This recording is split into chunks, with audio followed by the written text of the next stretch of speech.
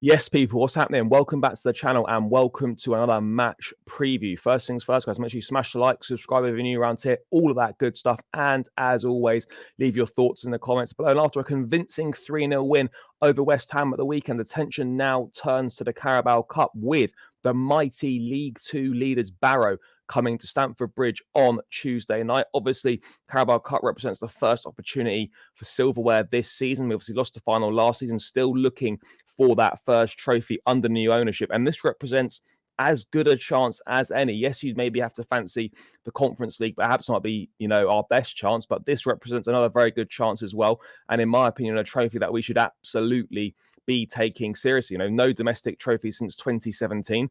And that's something that needs to change as quickly as possible. And why would you not take this seriously and make sure that come February, March time, we have got our hands on the first trophy of the season. Now, we started the campaign really well, 10 points from our first 5 games. Other than the draw against Palace, I don't think we can really complain about the start to the season. Things have gone better than I think perhaps many of us would have expected.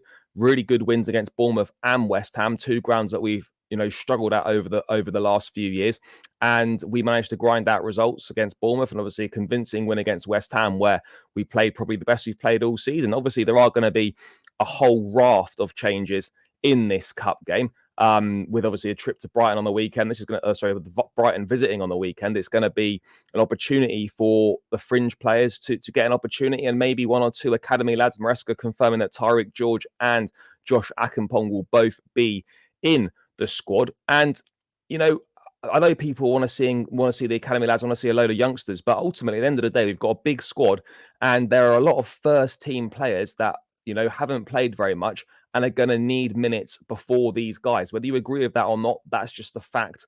That's just the reality of the situation right now. Good news to begin with, though. Maresca confirming that Malo Gusto is back, available for selection, and Romeo Lavia should be back this weekend. Whether Gusto starts or not remains to be seen on this one. A lot of people calling for Akinpong to start.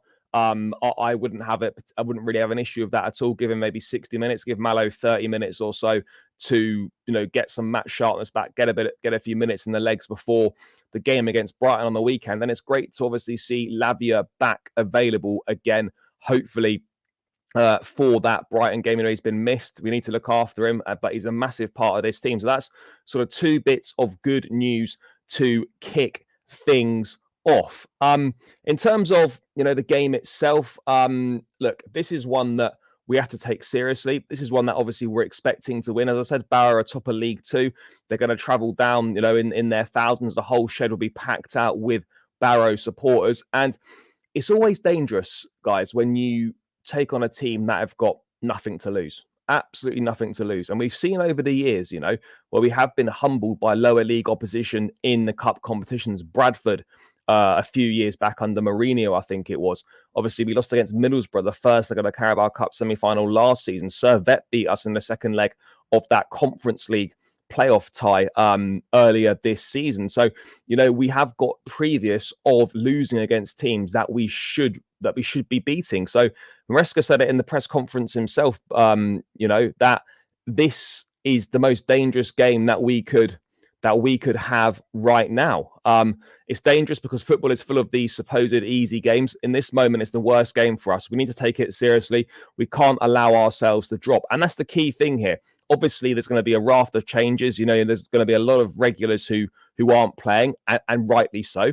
And often when you make a lot of changes, you can perhaps get a slightly disjointed performance, and maybe it increases the opportunity for a potential upset to occur. But if we're being real here, the players that we're going to put out on the pitch tomorrow, whilst it will be a vastly different side, if we cannot beat Barrow with the players we're going to put out on the pitch tomorrow, then we might as well just, forget everything and pack up our bags and go and do something else.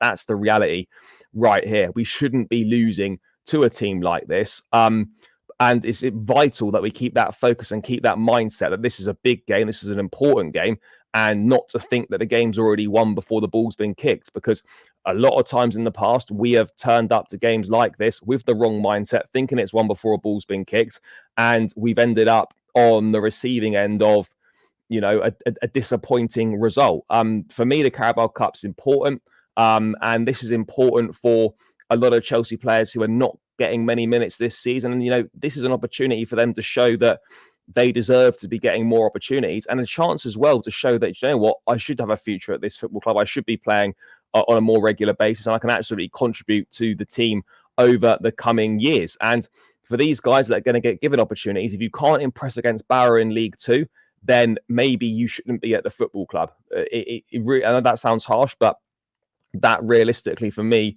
is the reality. In terms of who else is going to be in the squad, we could, you know what, there could be opportunities for two forgotten men in Ben Chilwell and Carney Chukwuemeka. Maresca confirming they are both in the squad. The likes of Chilwell, Chukwuemeka, George and Ashimpong are going to be the ones who will be in the squad. Some we will see if they start, but if not, they will be on the bench, and hopefully we can give them some minutes. It wasn't a guarantee they're going to get minutes, but it was, you know, they're going to be in the squad. And you know what? For the likes of Chilwell and Chukwuemeka, we know that realistically, well, we know Chilwell, his re-inclusion into the fold, it doesn't change anything to do with his long-term future. Chukwuemeka, I think it's likely that his long-term future is not at Chelsea. And if he doesn't start tomorrow or doesn't get any minutes against Barrow, then that is the final nail in the coffin for his Chelsea career as far as I'm concerned, really. If you can't get minutes in a game like this, then where are your minutes going to come from, apart from a godforsaken trip to Kazakhstan in the Conference League in December? But in terms of the lineup itself, let me bring up on screen what I would like to see. There's always a temptation to just to sort of go a little bit overboard and just go, oh, let's give all the academy kids a chance. I understand that trail of thought, but ultimately we've got players who are on a lot of money, and we've got players that are part of the first team squad that are, whether you agree or not, are ahead of the likes of Akumpong and George in the pecking order. That's just the reality of the situation right now. So after Robert Sanchez's good start to the season, I'd be shocked if we didn't see Philip Jorgensen in goal, but this is the team that I would go with. So Jorgensen back in between the sticks. You know, you'd probably expect a pretty quiet evening for him, but another opportunity to get some more minutes under his belt. And I'm looking forward to seeing what he can do, although I doubt we're really going to find out too much about him from this game. The right-back scenario has been an issue over the last couple of weeks. We had Wesley Fofana out there against West Ham, Disasi against Bournemouth. Gusto is back now. I don't think he'll be chucked straight in. I would put Akumpong in here, in my opinion. This is what I would go with. I would go with Akumpong here. You know, I think he deserves a start. You know, he should be more than comfortable against this level of opposition. And then you play him for maybe 60, 70 minutes and then give Gusto a little 20, 30-minute run out to prepare him to come back to action against Brighton on the weekend.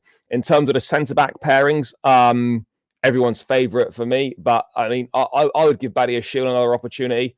You know, I know he's not been the player that he was when he first arrived at the football club. He's found it really difficult following that injury he had at the back end of his first season here.